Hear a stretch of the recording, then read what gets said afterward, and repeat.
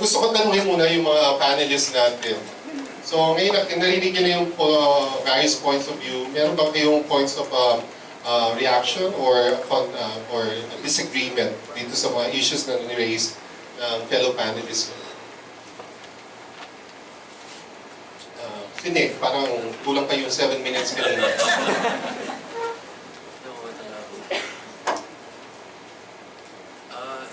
Siguro lang, no, really, this should be an occasion for us to really know what we want to mean by the word nation. No?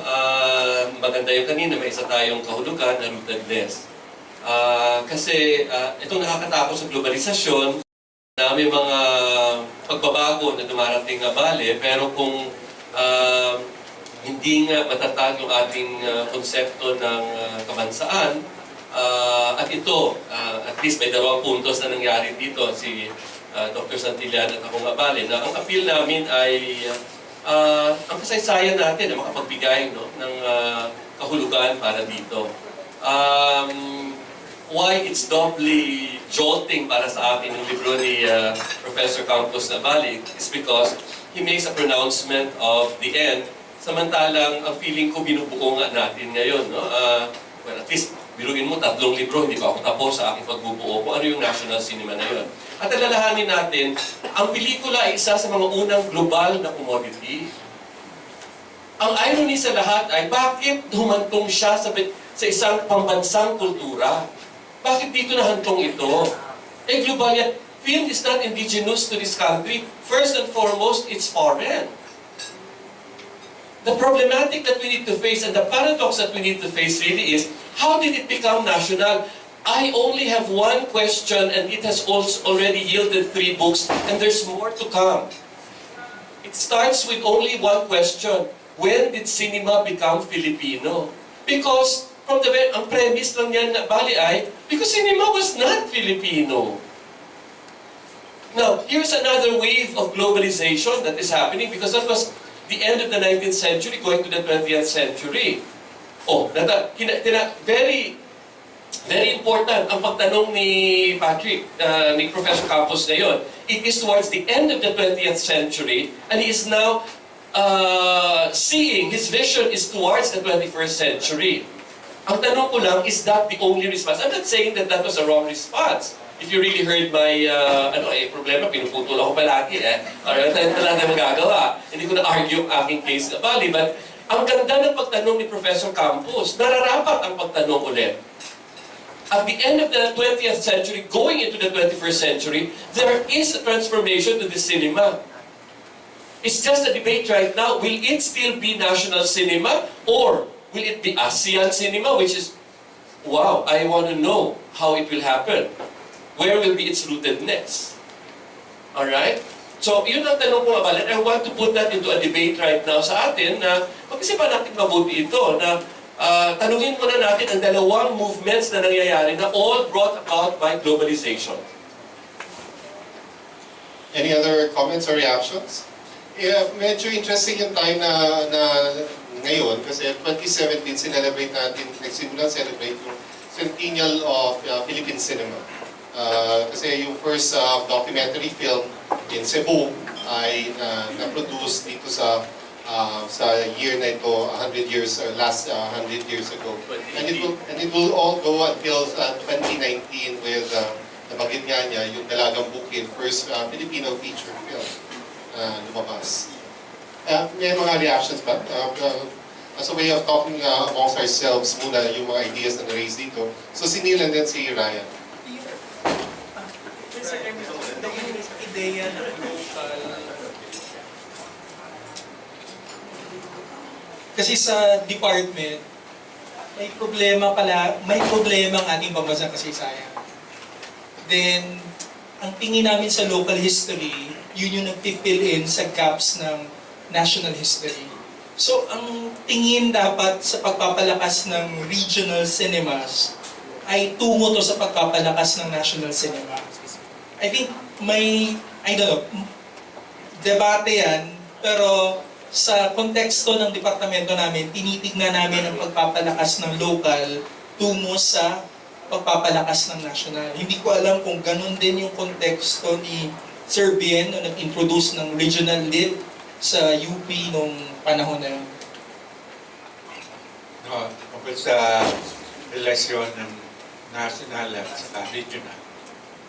Ang kapansin-pansin sa kasaysayan ng panitikan ng Pilipinas na nasa mga libro na ginagamit sa mga paaralan ay ang pangyayaring ang tanging mga autor na nangingibabaw sa pagsasalaysay tungkol sa kasaysayan ay yung nagsulat sa Ingles, yung nagsulat sa Tagalog, at yung ilang nagsulat sa Kastila. Kaya, mahalaga na makita natin kung ang national ay kailangang laging pinoproblematize natin. Dahil paano ba nagiging pambansa ang isang regional na wika at ang panitikan ito? Kailangan bulat-latin ang mga problema, ang mga kaugnay na problema sa ganitong katanungan. Ano ba relasyon ng regional at ng national? Pag sinabi natin, pag pinag-uusapan yung tinatawag na national history, kailangan malinawan natin paano ba nagiging national ang isang likha ng Africa. Yung bang pangyayari, Filipino ang bahagi ng Pilipino, ng bansang Pilipino, yung taong lumikha ng mga akda. Yung ba ay kailangan laging natin ang mga likha ng mga Pilipino ang nagiging batayan ng ating pagsasabi na ito ay national. Salamat, Bien. Si Ryan. Sir, yung comment ko rin yung sa tawag na po. I agree na film is also a social construct like the law. So, ang ano natin dito is, tignan natin. Pag sinabi pa natin Filipino, ano ba to? Sinigang o adobo? O lechon? Di ba? So, sa akin, importanteng itanong yung mga bagay na yun eh. What makes a thing or a culture Filipino or Espanyol or, diba, or American? But sa akin, notwithstanding, di ba, it would be parang splitting hairs. Pero sa akin, what ties, di ba, these things together, as in arts or sa arte, tawag na to, pag nanood ka ng pelikulang Pilipino, gawa dito ibig sabihin ko, gawa dito, yung script, dito sinulat, as compared with what? Sige, yung punta tayo sa sinabi ni Sir Patrick, yung bakbakan films. Diba? I-compare natin siya with the spaghetti westerns. Diba? Na yung sa, kasi yung mga 80s, ganyan. Okay. Pilipino ka man or ibang nationality mo, may mapupukaw na damdamin sa'yo. Diba? Just like it's like viewing an art, diba? Para sa akin, itong mga pelikula to, Pilipino man o hindi, they're localized expressions of universal emotions. Localized expressions of universal emotions. And I think that's the beauty of film, sir. Diba? Kahit itabi mong Pilipino ba yan or ganyan, diba? Yun yung, sa akin kasi sir, law and and filmmaking as well as other things, nag-aano na yan with the speed of communications, nag-globalize na talaga yan lahat eh. So parang sa akin, ano ba to? Pilipino ba to or Amerikano ba to? For me, it's irrelevant. Diba? Because ako, I subscribe to what? Global citizenship. It's useless na we talk about, diba, Pilipino ako, puti ako, ikaw hindi, maitim ka. Diba? Pero pag nanood ka ng pelikula, yung may mga mapupukaw na damdamin sa'yo. Kung may sex scene, nalilibugan ka. Diba? Kung merong inape, yung sense of justice mo would be awakened. And I think yun yung, as we evolve, as in the pageant of humankind, we should, parang pag-usapan natin lang, put ties us together. Sa kanila lang. So, ang isang tayo na nagbabayad sa atin together ay dahil food for the mind. Yes, sir. Bilang pasasalamat bilang offering namin sa inyo ay may food for the body din kami. So, kita-kita tayo sa Interdisciplinary Book Forum next semester. Libreng merienda. Anyway, gusto ko yung kilalanin ang author ng libro natin. At ito naman maganda sa IBF, nakaka-develop talaga ng a kind of collegial conversation na yung author, alam niya naman i-discuss yung work niya in very interesting ways. Pero nagpapasalamat kami at dumadalo lahat ng authors so far sa aming mga book fora. At nandito ngayon si Professor Patrick Campos, UCPL Institute. Si Eileen.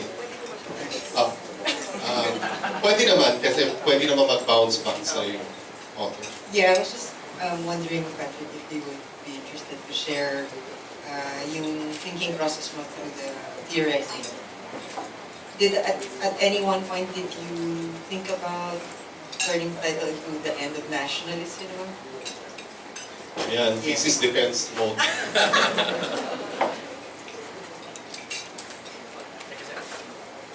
Tinanong ako eh. So, Bigyan ng mo, actually, 7 minutes lang pa. yung pala yung feeling na pinag-uusapan ka sa in public. Hindi ko makasagot. So, actually siguro just maybe, feeling ko isa sa mga best decisions, but also, I think in retrospect, unfortunate ones, this is very provocative title. So I understood from the beginning that it's a provocative title, The End of National Cinema. And feeling ko may unfortunate part dito dahil ang laki-laki ng libro and therefore people are resistant to reading it through. And therefore, nagkakaroon ng judgment based on the title. So, it's like to qualify a few things. So, doon sa subtitle na Filipino film at the turn of the century, the suggestion really is there is a Filipino film. And in fact, there is a national cinema. The most important thing for me in my own conceptualization is the term end. And for me, and maybe it's unfortunate that I'm not sure if I was unable to clearly articulate it, though I think I was able to articulate it, but it's a pivotal concept for me. So end is not death, and it's not terminus, though it also is. And end can mean purpose, as mentioned by Ryan earlier. And can also mean boundaries, after which we cross and enter another realm. And therefore, it allowed me to look at national cinema geographically, spatially, historically, na meron akong bounds. And my bounds, interestingly, ay tawag end. So I'd like to clarify na my project was more modest than to end national cinema. I cannot end national cinema. So that was not the project at all. The project is to say in each chapter how our claims about national cinema will break down at a certain boundary and therefore will be untenable. So when I look at Bernal, we follow through kung hanggang saan ang nasyon at hanggang saan ang estado. Pag tinignan si Mike De Leon, ano yung hindi inaral ng mga kritiko na nationalist? Yung mga popular na pelikula. Kikidlat tahimik hanggang saan ka pwede mag-essentialize ng roots. No? So, sa mga nananalo sa ibang bansa, hanggang kailan mo pwedeng dalhin yung pangalang Philippine cinema sa Cannes o sa Berlin. Sa rural fields, kailan natin maririnig yung boses ng regions. No? So, these are in each chapter, and Kabisote and Bakbakan is kapag bayan ang nagsasalita, ano ang pinakikinggan natin at hindi pinakikinggan. So, each of the chapters, I was trying to say kung ano yung boundaries ng bawat isang diskurso. And maybe to clarify, it's not a historiographic work, but I am humbled that historians have commented on the work. It's not a work of history or historiography, but it's a work of criticism. And therefore, what I'm trying to look at is kapag diskurso siya, kailan siya mag-breakdown. So, kailan siya mag-iiba. So, kung sineselebrate natin halimbawa nanalo sa Cannes Film Festival, ano talagang sineselebrate natin? So, and I appreciate the mention of Bakbakan in relation to the current government because doon talaga pupunta yung aking argument. Wala pa yun noon, 2010 ko natapos isulat yung libro, no? At wala pa rin yung regional, hindi pa masyadong malaki yung term na regional. But I'm glad to see na doon pumupunta rin. No? So we're now asking them to make films and create spaces or places. We're seeing where the bakbakan has brought us. Patay na yung bakbakan pelikula. Pero buhay na buhay ang bakbakan sa lipunan. So, and also, just to, a final thing, the end, which is the goal. So, goal din siya, no? So, purpose siya, and boundary, terminus, goal.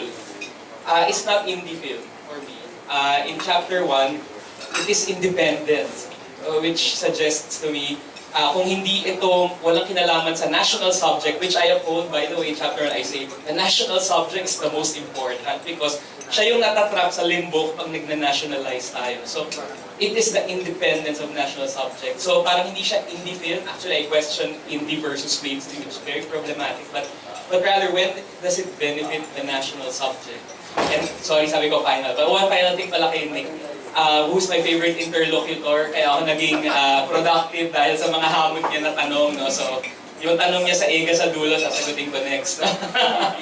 I mentioned ASEAN not to conceptualize a Southeast Asian cinema, though I think meron ganon, but rather to compare notes na sila rin, nag-breakdown din yung konsepto nila ng national, and therefore, hindi nila madala forward. No? So, nakikita ko na when we compare notes, nga, no, pare-pare tayo pinagdadaanan, hindi nila maklaim yung Malaysian cinema, for example, or Thai cinema, because something gets in the way. No? And so, rather than say there's a Southeast Asian cinema, there is a solidarity of critics trying to problematize again kung kailan nagiging despotic yung national. No? So, kung na hindi na natin may bigyang paliwanag yung totoong mga pelikula. So, yun. Tinanong kasi ako. So, I plan not to speak, but thank you. Salamat din, Patrick. Siyempre, gusto natin ng questions mula sa floor, lalo na sa klase ng research or background interest niyo mga estudyante at mga colleagues natin sa university. May mga tanong ba kayo sa ating mga panelists or even kay Professor Campos?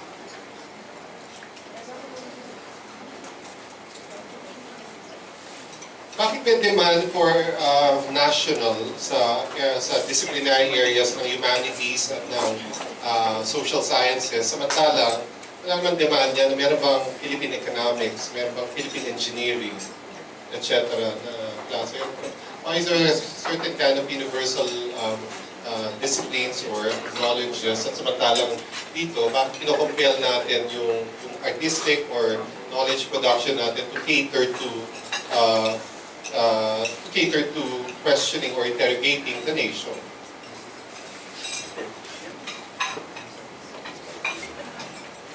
Kami pag tinuturo ang pambasang kasaysayan, pwedeng sa high school, grade school, or sa K-12, nasa grades 5 and 6, or tinuturo sa college, sa bagong CHEDG, Curriculum in Readings and Philippine History.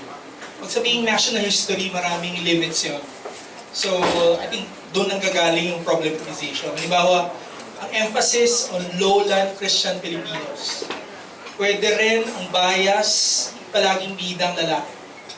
Pwede rin tinitignan very elite-centric narrative. So pwede mag-identify tayo ng 5 discourses na ito yung key features ng national history na binabasa ng mga estudyante ngayon. So yun yung konteksto, but binabanggit ko kanina, yung primacy ng local histories.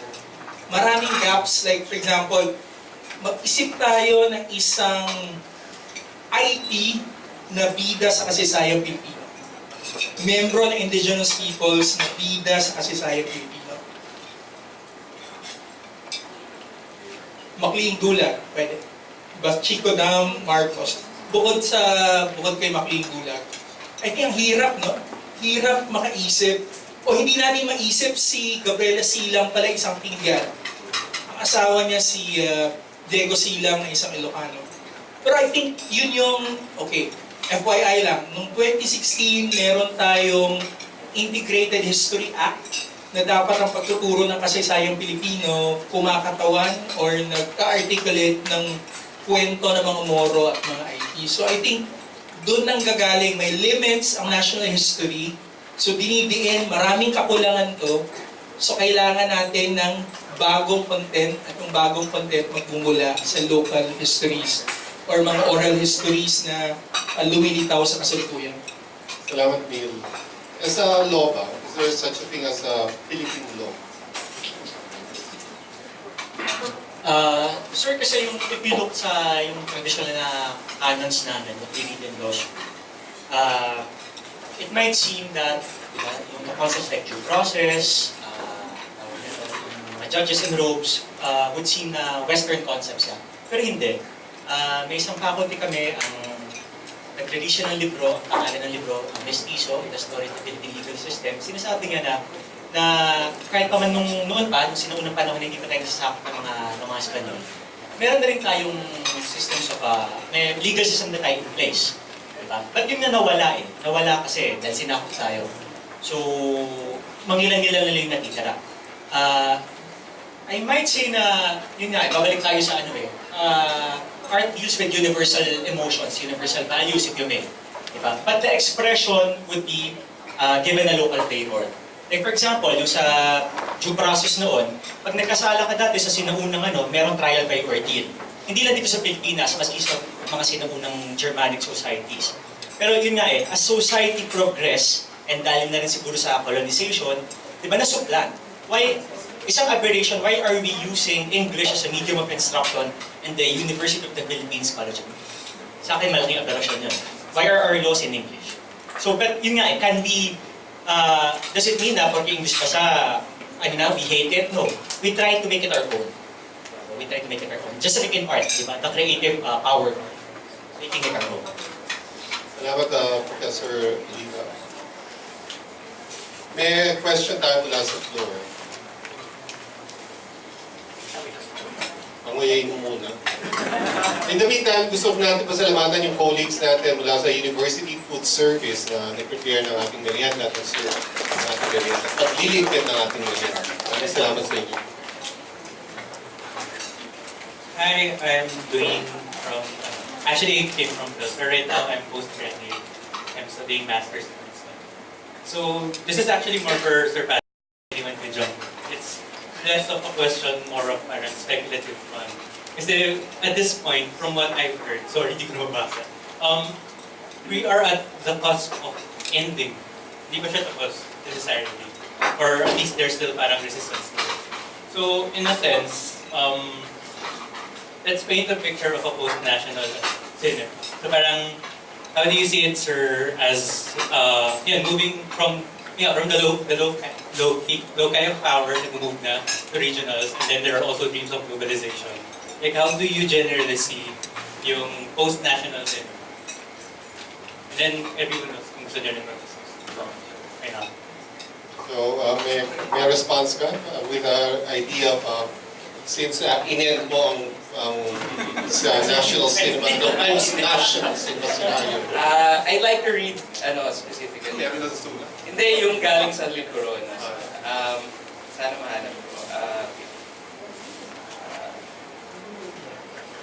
Sorry, gusto ko lang basahin para mas maganda yung magkasabi. Kasi pinag-isipan.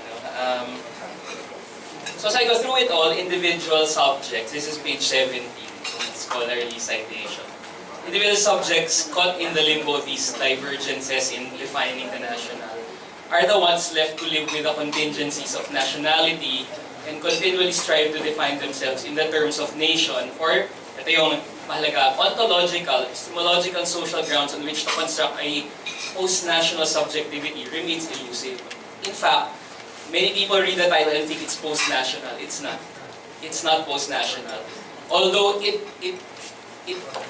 admits to the possibility of looking at it from a post-national perspective. And I say why. An abstract post-national utopia cannot be pitted against the material reality of the global order, and there is yet no ultimate strategy and effective agency to realize redistributive justice and socio-political and cultural transformation widely beyond the structure of the nation-state. And therefore, while we may think in terms of solidarities beyond the national structure concept, in actual flesh and blood, material life and death, we're speaking of the nation. No? At actually, yung pinakamalapit na solidarity natin ay yung kapwa natin sa bansa. Pero hindi lang doon naka. So, I'm not so much claiming a post-national cinema, and I don't think I will claim that in the next few works. Though there are ends to the national concept. Yun yung sinasabi ko. Any one of our panelists would like to react to the idea of post-national cinema? Or post-national scenarios? Are we coming to that age na when we have Mindanao supporters, for example, claiming positive response with the Duterte administration, even with very controversial issues, and they claiming to be kind of post-national discourse wherein kung taga Mindanao ka, alam mong totoo itong sinasabi niya, or alam mong mabuti ang martial law sa Mindanao, or okay lang ang Marawi siege sa Mindanao.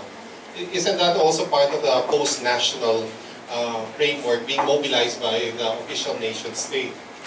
It's not thinking anymore of a larger homogenizing rubric, pero privileging a certain kind of ethnicity or racial formation within a country. What do you think? Si Nick, let's see Neil. I have discomforts. Now I'm beginning to have discomfort sa salitang post-national, no? Dahil it tells us of post-something scenario, when actually, perhaps this is part of the evolution. No? And ang hindi tayo makapag-cope of consciousness natin, hindi makapag-cope na balik, kasi polysemic ang mga opportunities na nire-represent ngayon. Whereas, ang hindi natin matanggap after 100 years or at least 50 years of a national experimentation wherein it was singular, arborescent or tree-like, ang takbo, led by a singular power na bale, the nation now is unfolding in the new century in something that is breathtaking. At hindi natin matake yan kasi conditioned ang generation natin until this generation will wither na bale and attain that moment in time wherein we are beyond singularity. So therefore, pwede ba natin makonceive ang nation not in singular terms but rather in a sense of polysemy? In other words, multi-meaning? Is that possible? Federalism is pointing us towards that, but the curse of a presidential, singular, monolithic government is there. Ang sumpa ng uri ng organisasyon na panlipunan na ganyan ay andyan pa rin at hindi natin maiwaksi-waksi. Kasi wala ngang magandang diskusyon. Ang pinakagusto ko kay Professor Campos na base ginawa niya ay sinimulan niya ang diskusyon natin na buwagin. Magsimula tayo doon. Ang disadvantage lang po, sir, ay anong solusyon mo nga dito? Diba? So yun ang hinahanap na namin. Bale, first of all, you have to contend with history na may rootedness nga. Lahat kami natapos namin basahin at medyo hindi namin mahanap yun. So, saan tayo magsisimula sa pagbuwag, sir? So, yun ang tanong natin nga balik. Ngunit, ang maaari para sa akin, ang breathtaking na pwedeng mangyari ngayon ay ang social reorganization that will come from this, yes, the death of well, let's start with the national cinema. Alright? Pero ilang beses na namatay ang pelikula. Ang pinakamalupit na kamatayan niya ay panahon ng Hapon. Nothing can compare. I mean, after I've written my book on World War II, you don't see what I see. It was death. Unredeeming death. That in the end was salvaged by Hollywood anyway because we were liberated by America. And back to the same singular adoration of Hollywood, naging isa na naman ang market source ng pelikula natin, ang uri ng entertainment natin, ang uri ng lahat-lahat, pati libido natin, isang uri ang pinagkagalingan. So, my point is, exactly, I'm questioning the whole idea of this postness. Rather, I want to be more positive about it, although sinasabi na the postness is positive. And my point is, it is leading us to a world wherein we demand for a new intellectual in this country, a new Rizal, to conceive of a nation, not the way Rizal thought of it 100 years ago. Because Rizal is still patriarchal, Rizal is still singular, Rizal is still arborescent. I'm sorry ha, favorite word ko ngayon is rhizomatic eh. Yung gumagapang na napakarami na parang luya. Luya! Kaya ba natin tingnan na ang bansa ay isang luya? Na ang kaisahan natin ay sa karamihan natin? Isama nyo na ang bakla at LGBT. Isama nyo na kami dyan sa pagbuo nyo ng bansa. Gusto namin maging presidente rin, maging pangulo. Bakit? Kayo lang? Marami pa, tinggian na maging presidente. So, yan ang hinaharap natin. Is that the yeah, it's a post scenario, but I want a more positive word for it. What about Neil? Ano may idea ka kanina tungkol sa... Hindi, bahagi kasi ng advocacy ko. Taga Mindanao kasi ako. Kaya lumaki ako sa Cagayan de Oro. So I think malinaw naman may political agenda si Duterte. I think sinimulan lang sa Mindanao at gagawin niyang national. Kasi bakit Mindanao? Kasi nga, maraming pwedeng gamitin, like Muslim rebellion. I think yun yung ginamit niya. At para sa kanya, yun yung swap na ginamit niya. At ang problema niya, hindi na nationalize kasi maraming legal issues kaugnay doon. Pero I think, gusto ko lang banggitin, pag sabihing Mindanao, nuance rin yung ethnicity. Like ako ay imigrante, ganun din si President Duterte. More than 70% ng mga tao sa Mindanao ay mga kaanak na migrante. So pag sinabi mong Moro, mga katutubong Muslim sa Mindanao o Lumad, that's less than 30%. So I think dapat nuance. Ang problema sa administrasyon na ito, ginagawang simple ang analysis ng lipunang Pilipino. At para sa kanila, gagamitin lang nila isang kaganapan para maging bahagi ng kanilang political at national agenda. I think malaking problema yan, lalong-lalo sa Mindanao. Like say, nandun yung pamilya ko nung panahon ng martial law, hindi nila naramdaman yun. Kasi ang layo nila sa Marawi City. Tingin nila ordinaryo lang. Parang wala namang pagkabago kahit may martial law. Pero ginagamit palagi ito ni Duterte sa kanyang personal at political agenda. Then, isa rin, last talks, kahit sa history department, binabaklas na namin yung grand narratives. Pag pinapaksa ang national history, ang daming divergent narratives. Walang grand narrative ang pagbuo ng bansa. So I think yung ideya ng maraming boses, pag inuunawa ang kasaysayan, yun yung direksyon sa 21st century. Si Eileen, and then si Bien. Yeah, was that the project? The end of the grand narrative. I think that's a more on-point title. Si Bien. And then si Ryan. Si Ryan mo na. Si Ryan daw. Age before. Kala ka po, sir, sinabi. Sa law kasi mahirap nagbubagin yung sinasabing grand narrative. Kasi sa amin, walang ideya na nagiging batas kung hindi ka nananalo. Yun. Yun yung problema. Very patriarchal. Yun. Batas ay dapat ibigay. Mali ang batas. Can you imagine it is the legacy of colonialism, capitalism, and name it, the elite. Sino ang nagbuo sa Constitutional Commission natin na yan? Sino ang umupo sa Supreme Court na yan? Mga puti. Kayo! Huwagin na yan! Wala pang microphone yan. I'm sorry, pinainom nyo kasi kami. Sino para mas dumulas ng diskusyon? Ryan, please finish your talk. Ano nga kasi, hindi pero, sa narrative nung, hindi nga sa mga nagiging, tawag na to, sa legal history na tinuturo ko sa College of Law, may mga bagay na hindi pwede noon, na dissenting opinion noon, pero doktrina na ngayon. Halimbawa, dati nun sir sa College of Law, walang babae. Okay. Ngayon, ang majority ng mag-aaral namin, 70% kababaihan. Diba? Dati nun, mga babae, di pwede bumoto. Diba? Pinapakita ko sa mga estudyante ko yung pelikula sa projects. May trans na ba? Meron sir, meron. Good. May isang research tawag na. So, sige, ang punto ko, mahirap po. As with any other struggle, diba? Sa history man, or sa arte man, with every other movement, diba? There's a counterculture. So, ang importante is, tawag nito, fostering the environment of, diba? That every generation would think for itself. Diba? Para magkaroon tayo ng counterculture na babasag sa yung doktrina ngayon. Hindi man ibig sabihin magiging pasaway tayo. Pero ang nakikita kong importante, ito yung function ng UP is suriin natin. Ano ba yung mali sa atin ngayon and pagbutihin natin. Okay, si Bien. I think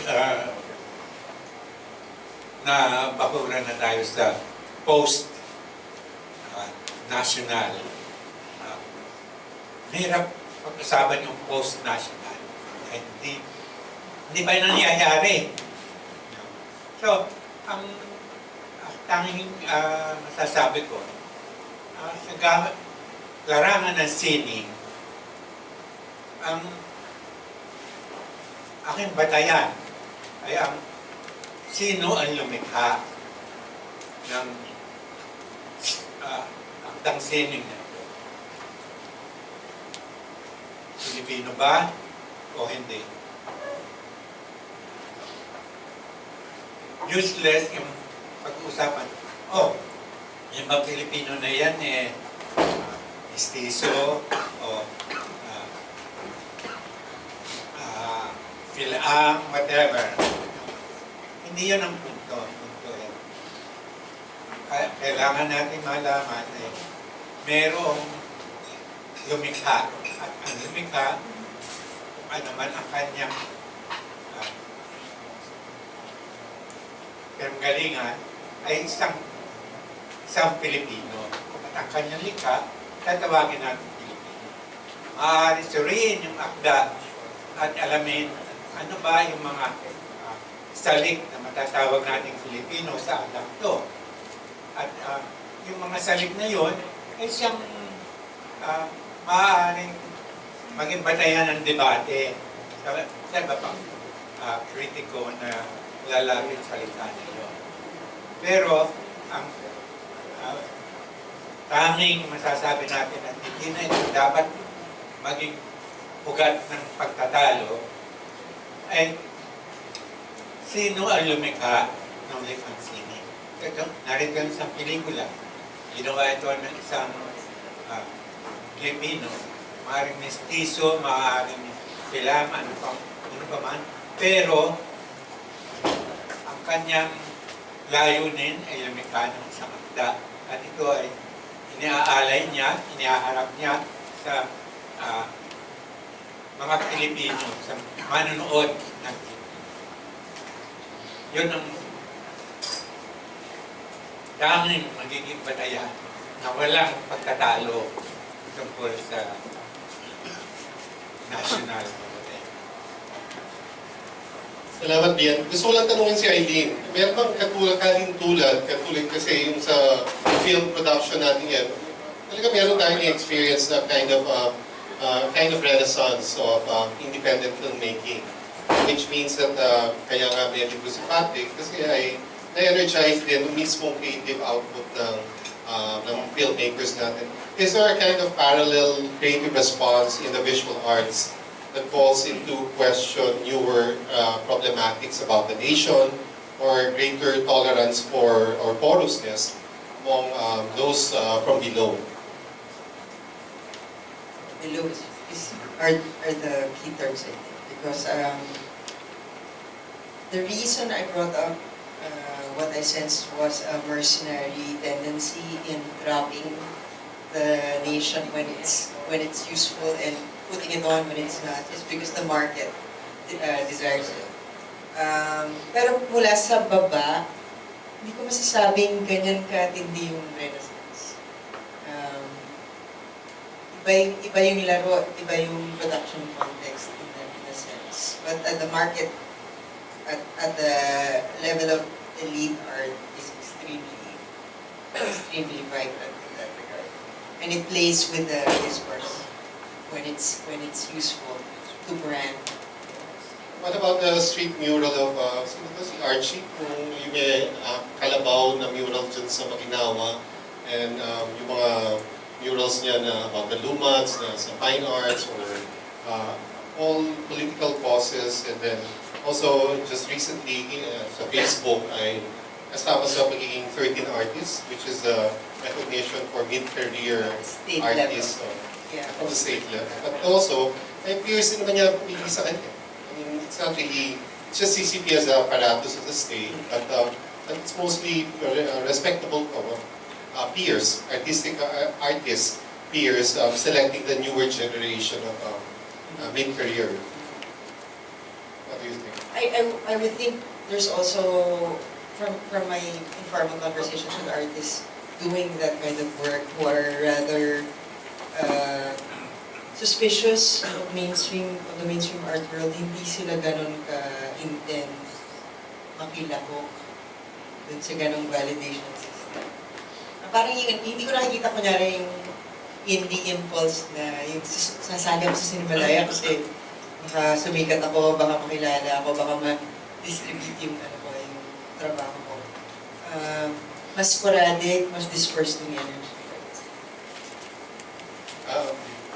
Well, we need to wrap up, but I'll be asking for your final comments. Kasi may tanong pa muna, last questions from the floor. Wala, let's just have 1 minute closing remarks from our panelists. Maybe we can begin with Ryan.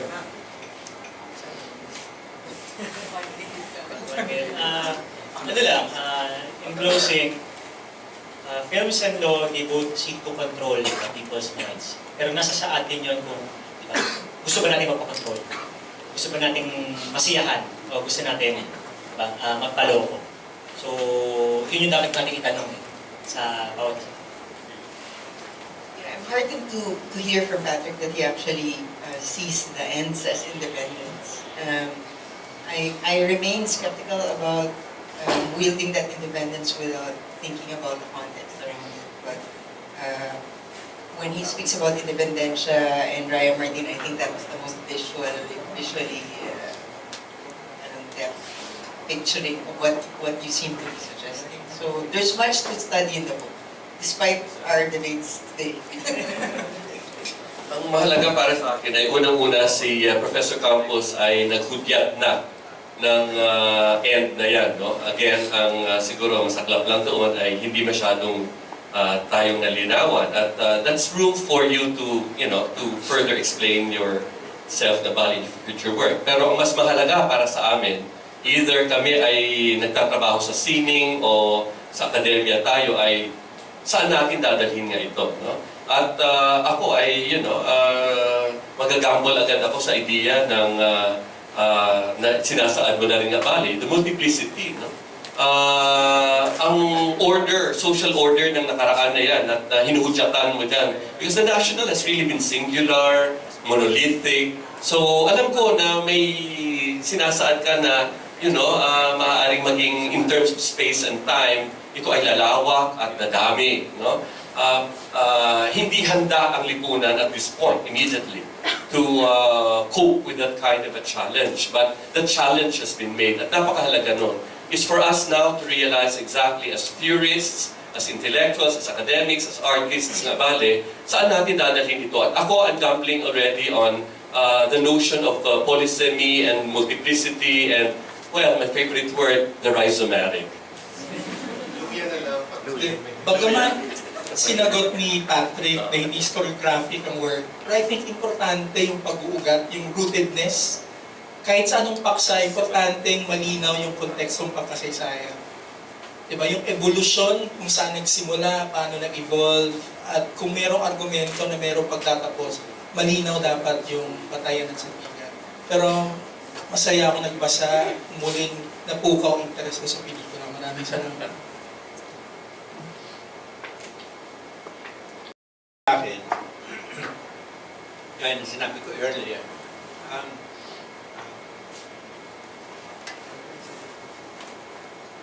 mahabang talakayan ang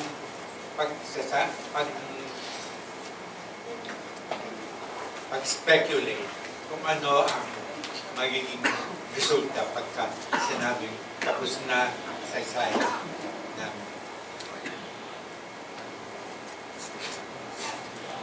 pelikulang Filipino. Ang tanging mahalaga para sa akin, hindi pagpuputol ang ginagawa ng libro ni Patrick. Hindi sinasabing tapos na, sa makatwid, wala na tayong pag-uusapan. Hindi nga ang natapos sa panahon na importanteng bigyan ng identidad ang isang likha sa larangan ng pelikula. Para sa akin, ang mahalaga ay ang mga pelikulang tinutukoy na sinasabing tapos na nagdaan na ang kanilang panahon na sila na itong mga pelikula na ito ang kumatawan sa tinatawag natin pelikulang Pilipino. Hindi yun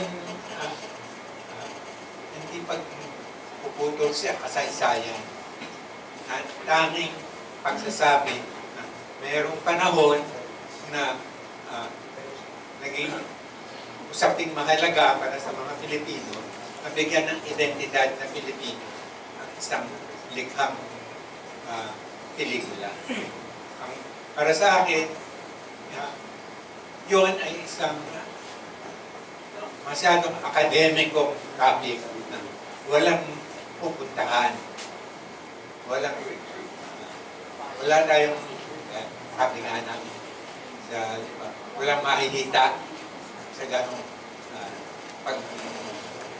pagpuputol na at paghahaka kung ano ang magiging epekto nito sa pelikulang Pilipino. Ang mahalaga, mayroong panahon na naging dahilan ang nasyonalidad ng isang ang issue ng nasyonalidad ng isang likha dahil ito ay at dahil ito ay isang likhang kung ihahanay sa mga likha ng mga nag-ibang nimog silang Asya o kaya sa Europa at saka sa Amerika. Sasabi natin tila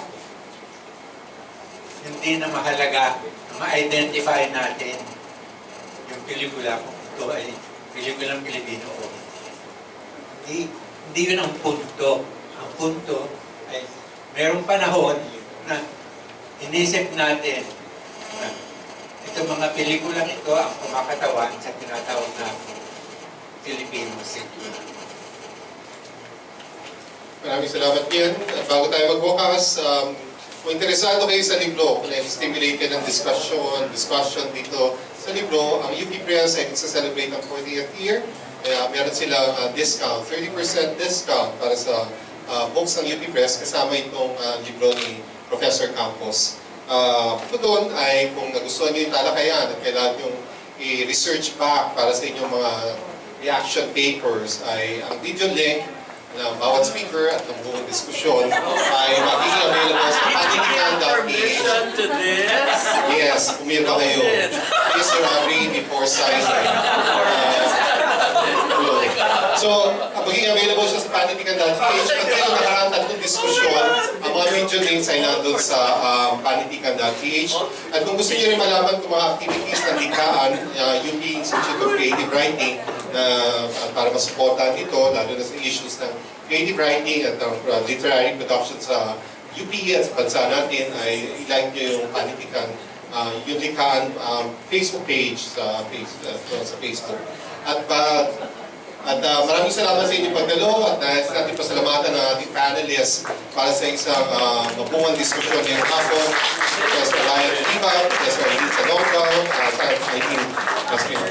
Eileen, si Nick Deocampo, si Neil Santillan, si Professor Lumbera.